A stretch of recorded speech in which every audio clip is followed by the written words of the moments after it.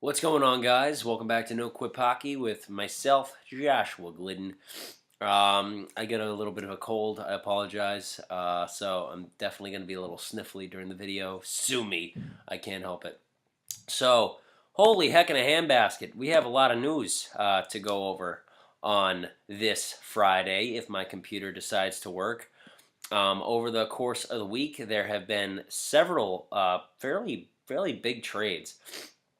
Um, let's see. On February 20th, the Coyotes traded defenseman Michael Stone to the Flames for a third-round pick in 2017 and a conditional fifth round in 2018. So he is in Calgary now. A lot colder than Arizona. Definitely, Calgary needed a defenseman, especially with the mediocre season they've been having. So I think that's a pretty wise pick. And with the Coyotes in basically dead last, some future draft picks is never a bad thing to try to, basically just rebuild the organization. The Hurricanes traded Keegan Lowe to the Canadiens for defenseman Philip Samuelson. I'd say that's a fairly even trade. They both have pretty even stats. I think really both teams won. They just wanted to get the defenseman somewhere different and see if it plays out. We'll see about that. On the 23rd, the Canes traded Ron Hainsey to the Penguins for AHL forward Danny Cristo and a second-round pick in the upcoming draft. So Ron Hainsey is now a Pittsburgh Penguin. That's a pretty big trade. Cristo has pretty good stats in the AHL, so we'll see what happens with that. I think Hainsey can add some more depth at defense for the Penguins, so we'll see how that trade works out. The Dallas Stars traded Patrick Eaves to the Ducks for a conditional second-round pick in the upcoming 2017 draft. Basically, you get what you get with that one. And the Detroit Red Wings today trade Thomas Jurko to the Blackhawks for a third-round pick in 2017. Jurko, he's always been there for the Red Wings. So the fact that they traded him this season, this season he's only played 16 games. He doesn't have any goals, any assists. So whatever, it is what it is. But his career is for being so young. He was born in '92. He has 15 goals, 24 assists. So he's been with the Red Wings for the past few years. So we'll see what plays out. As long as he stays healthy and as long as he continues to learn, I think Chicago definitely won that trade. I definitely think that they can make something happen with that. First, rumors. I'm gonna only focus on the Bruins because that's my team. So one of the biggest things that the Bruins need is a defenseman. Zdeno Chara, he's aging. Adam McQuaid, he's a good enforcer, good fighter, but he's not really anything too special. Brandon Carlo, he's been having a decent season, but Bruins just really, really need a defenseman. And they can find that defenseman in Kevin Shattenkirk from the Blues. He's fairly young. He was born in '89. He's 28 years old. This season he's put up pretty good numbers at 11 goals and 31 assists. He's a -10, but plus-minus is an irrelevant stat, so that's okay. 37 penalty minutes, 7 power play goals, 0 shorthanded goals, whatever. But and over his career, he's had 66 goals and 218 assists. So he's an assist machine. And he's big. He's a big boy. Like I said, he's fairly young. And I would love to have Kevin Shattenkirk on the Bruins. I think he definitely can play Bruins style of hockey. I think he can help the team out a lot. That being said, I don't really know how we're going to get him. I think theoretically we could probably bundle some picks and maybe a first or second round pick in the upcoming 1 to 3 years with a player to 2 as well. They would definitely need to get something in return. My ideal trade for Kevin Shattenkirk would be probably I would get rid of Adam McQuaid, Zdeno Chara, and Jimmy Hayes for Kevin Shattenkirk. I truly would. Jimmy Hayes is irrelevant. He's one of the worst players in the NHL, and he doesn't belong in the ECHL, let alone the Boston Bruins. Zdeno Chara, he's aging. He's so much slower. He doesn't really hit anymore. He doesn't really fight anymore. And in all honesty, I don't even think he deserves the captainship. I'm not a huge fan of Zdeno Chara at all. I have been in the past, but what he has become, he is just he's a shell of what he used to be. But just his sheer size and his wiseness and his ability as a defenseman are appealing to a team, especially that could use maybe that old wise leadership role. And Chara's probably got, I'd say 1 to 3 more useful years in a max. And who else did I say? Adam McQuaid. Adam McQuaid, he definitely is what bodies a Boston Bruin, but he's just not that great. He's always there. He's going to be the one to stick up for you in a fight, but he's just not a great player. He's an okay defenseman, and he's definitely been, he's been either on the top or the second pairing all season because the Bruins really don't have much when it comes to defensemen, and that's why I think we really need Shattenkirk. And I would get rid of all three, but that's the thing. No team in the NHL with a GM with half of a brain is going to want Jimmy Hayes. None whatsoever.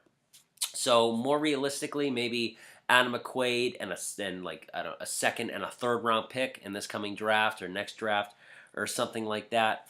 But I definitely think Shattenkirk could help this Bruins team a lot. I just think he'd be perfect. For forwards, I mean, I don't know. There's forwards we haven't really shined on either.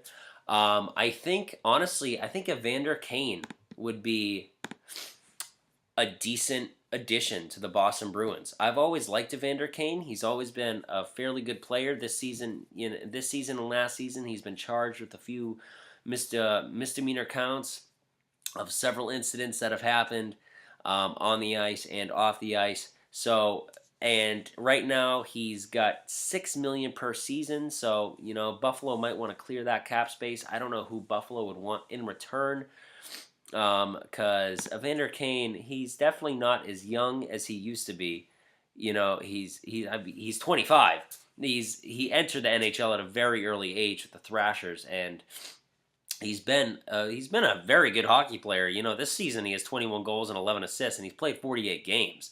And so it's like he's played most games, and he's got a decent amount of goals. He's a perennial 20 goal scorer. Doesn't really have as many assists, but that's okay. And through his career, he's always scored goals. He's always been a good forward. He hasn't been phenomenal, hasn't been bad. He's just been okay and good. Which I think the Bruins need. I think the Bruins need consistency. They need a player that can always just play. And, the Bruins have had a lot of problems with just always being able to play. They either suck or they're great. There's really no in between with the Boston Bruins. I don't know who, possibly, we would trade to get Evander Kane. You obviously have the untouchables in Brad Marchand and Patrice Bergeron. You could not touch those two at all. I think, especially with Bergeron, I think he's got at least 3 or 4 more years on his contract. Honestly, I would trade David Krejci for Evander Kane because Krejci just hasn't been there this season. I've always loved him. He's a great defensive forward. He always has skated hard, but this season he's really nowhere to be found. He just has not been that good. He hasn't been as good as he has been in years past. He's getting older. He's 30 now. This season he has 15 goals and 26 assists. From one of your bigger name players, you're going to want more. You're going to want way more than that. He's a minus 13, 26 assists, 15 goals. He's always been an assist machine. He has 364 career assists. So he's always been very, very good with assists. But I don't know. You just need someone. I would get rid of him I would get rid of David Krejci for Evander Kane. I think, but the thing is, I don't think. I think he would fit good in Buffalo. I just don't think. I think the Sabres would want more. Is essentially what I'm trying to say. So maybe couple that with a fourth or a fifth round pick. So we'll see. Frank Vetrano, younger, he's been doing decent this season. Obviously, you can't touch Pasternak. We obviously trade for Backus over the offseason, so why the hell would we get rid of him? Brad Marchand has just been having a crazy year. He's the best player on the Boston Bruins right now, bar none. His hands, his skills are crazy right now. This season, he has 26 goals and 35 assists and 61 points. So he's just been off the rails this season, so we can't touch him. So I would love to get Evander Kane and Kevin Shattenkirk. I don't know what this clown organization is going to do. A lot of times, Boston trade rumors have sizzled in the past and then just died out on deadline day. So we'll see what happens. If they could get Gabriel Landeskog, power to them. I don't know who we could possibly trade to get him. They would want a big name for him, and the Avs are wise to, because they've had a dumpster fire of a season, and the Avs are probably just going to want to rebuild some more, so they would want some big, big money and big, big names and big, big draft picks for Gabriel Landeskog, and I don't blame them, so I don't think we could possibly get him within reason. So we will see what happens. Shattenkirk and Kane are my two, I guess you can call them predictions, but I would love to see those two in a Boston Bruins uniform. I don't know if we will. We probably won't. If, in all honesty, we might trade for maybe a defenseman. I don't know who. This. For some reason, Adam McQuaid. I think Adam McQuaid makes upwards of $3 or $4 million a year, which makes my head hurt. I don't know why Adam McQuaid, one of the subpar defensemen in this league, makes that much money and takes up that much cap space for this team. It drives me bananas. It really it drives me absolutely bananas. I don't know how Adam McQuaid makes that kind of money. He's not worth it. If I were Sweeney or Neely, I'd be giving him $1 million a year, maybe 1.5 or 2 at the most if he was having a good season. But the money we're giving that man is way too much. So I definitely would not. But that's another reason why they might not want to get rid of him, because we're spending a lot of money on him, so we might as well keep him. That's the way this organization thinks. It's bananas. It's bat crap bananas. But we will see what happens. I'm going to be tweeting a lot this week, I promise, especially with the deadline coming up and a lot of big news definitely is going to be breaking. So I'm going to be tweeting on the No Quip Twitter. So make sure to follow us on that. Follow us on Facebook, like us, subscribe to us on YouTube, the whole kit and caboodle. Sorry I haven't really been posting much. Once again, just busy.